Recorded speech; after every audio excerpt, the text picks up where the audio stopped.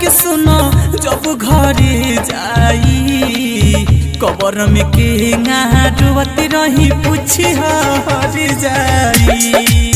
हमके लोग दफना के सुनो जब घरे जाई कबर में के रोवती रही पूछी हर जाई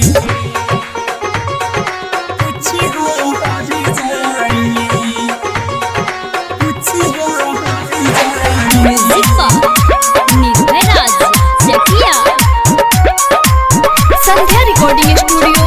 सीताराम चौराहा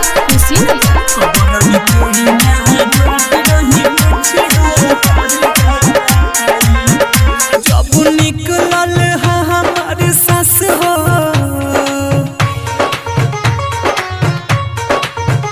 जब निकलल हमार सास हो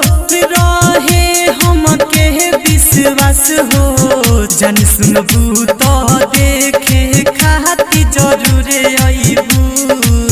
लाश पर हमारा हया के तू आंसू बहाइबू हमके लोग दफना के सुनो जब घरे जाई कबर में के रोवती रही पूछी हो हर जाई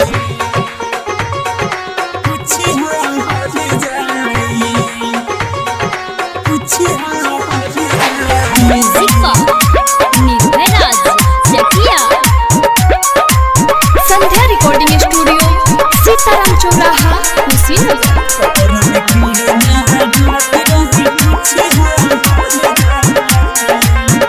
हम तो हमारा गईनी का देखे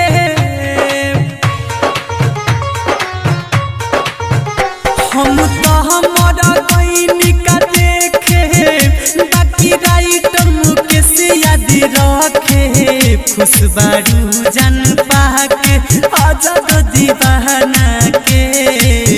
आज के बाद बोला तहारा के कहरी माना के